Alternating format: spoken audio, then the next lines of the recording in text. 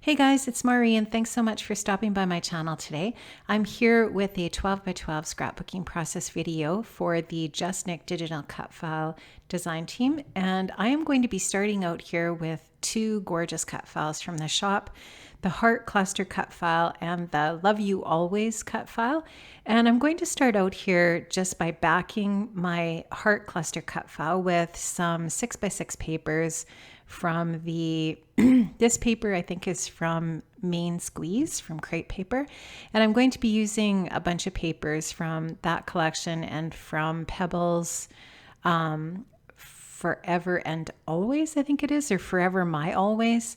And I have both of those 6x6 paper pads, and that is perfect for backing these cut files. The patterns are just nice and small on these 6x6 papers, and they work out perfectly for backing these files. So what I did was I just applied some liquid adhesive onto the back of that heart area there. I'm just going to roughly cut around it, and then I will do that for all of the different sections of those open spaces in the cut file. I cut these cut files on some American Crafts white textured cardstock. I used the textured cardstock setting on my Silhouette Cameo, and I think I used the cut setting 5 for the depth of my blade. I just really like using 5, even though I think the texture cardstock setting is 3. I like to just turn it up to 5. I find that it cuts quite a bit better, and especially if my mat isn't necessarily super sticky, I find that that just works a little bit better. So that works for me anyways. So I've got those two cut files all backed now. I'm going to take this Crafters Workshop stencil. I'm going to tape off a couple of areas, and I'm going to create a texture paste background in the center area of my 12 by 12 white pattern paper here that's going to be the base for my layout. So I'm just taking some golden modeling paste here. This is light modeling paste, and it's just a really fast drying, really easy to use product. I buy it at Michael's, usually get it with a coupon, so it's very inexpensive. And I've just taken my spatula here, my craft knife, and I'm just scraping that onto that Crafters Workshop script stencil. That's a 12 by 12 stencil. I love that stencil. Now I'm just going to mat my photo, which I've cut at about 4 by 3, maybe just a tiny little bit smaller. I'm going to mat that onto some vellum and then onto a piece of that Pebbles 6x6 paper that's black with some little white or cream colored florals. And I've just taken that note paper punch and punch the one edge of it just to create that bit of texture on the one edge. And I have a couple of ephemera pieces there from a Pink Fresh Studio die cut pack that I had in my stash that just the colors really matched the really pretty kind of peachy pink and aqua colors that are in those pattern papers that I'm going to be using. So I've just kind of offset the photograph on that one pattern paper there. I just think it looks kind of a little bit more interesting that way. If you're a person that really likes everything to be straight, you're not going to like the looks of this, but I don't mind that. I think it just looks kind of interesting like that. So, you can always change that up if you wanted to scrap list this layout or do a layout similar to this, make it work for whatever suits your fancy. So I thought at first that I would put the hearts at the top and then the Love You Always at the bottom, but when I played around with it, I just really like the looks of the Love You Always at the top. And so that's how this is going to work with that title piece at the top. Now I want to pop this up on some foam adhesive. So I'm just taking my big roll of 3M foam adhesive. I buy this adhesive on Amazon. I wait for it to come on sale. I've been working on this roll for close to 2 years. It lasts forever, and I use it on my cards. I use it for all kinds of stuff, and guys, it lasts forever. So I have another one of these big mama rolls in my stash that I haven't even started yet.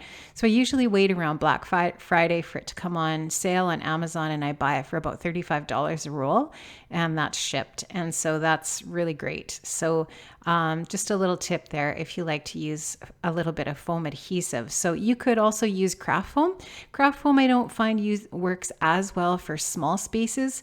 It's just a little bit easier to use foam adhesive. So when I'm doing this kind of an area, I like to use the foam tape. So I've got both of those different cut files popped up now on some foam tape, and I'm going to pop up the photo as well, just to kind of keep it dimensional with those other two areas where the cut files are. Now, the rest of this is going to be just figuring out some embellishing that I want to do on the layout. So I'm going to use those two little die cut pieces, like I said, from Pink Fresh Studio on the right side of the photograph. I'm just going to tuck them in. I just have lifted up the edge of that one die cut just to kind of make it stand out a little bit more, and then I'll just put that little tab in there. These little pieces have some rose gold accents on them, and the rest of the accents that I use are just plain gold. They don't really compete with each other. I think they look fine. I think that there's not very much rose gold on there, so you don't even really notice it. Now I'm going to take some of this foil vellum from my stash. This is an older crepe paper vellum. I think it was from the Kiss Kiss collection, and I found some of this at Crop and Create. One of the vendors that was there, Sharon from the Scrapbook Cottage in Winnipeg, had some of this in her shop, and I bought all of it that she had because it's hard to find and I love it, and I was absolutely out of it. Now I took a pattern paper from Create Paper's Main Squeeze, that's that aqua color with the little cream colored hearts on it, and I cut a strip and then I just ran it through my border punch that's scalloped edged, and I used the extra little piece that was cut off of it, this thin strip.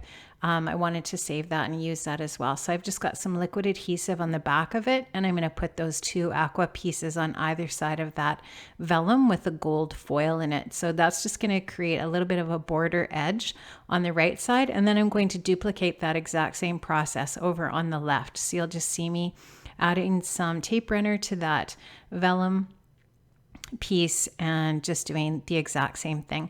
So the photograph that I'm scrapping here is another one of the kids' engagement photos.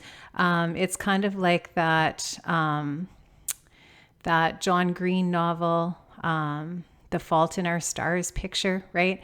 So the photographer that took the kids' engagement photos did kind of a mock-up of that, and it's just really cute. She took a few pictures like this, and they just turned out really sweet. So I thought that was a really cute one for this layout. So this week on JustNick, we're doing love-themed layouts, and I just thought this... well, these pattern papers are perfect from these two collections.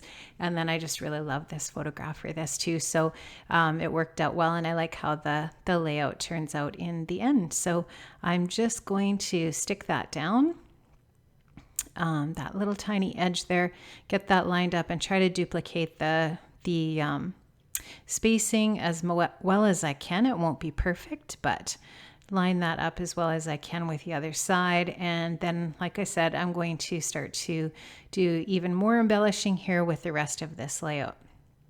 So I'm going to just go into my stash. I'm going to find a few other little bits and pieces.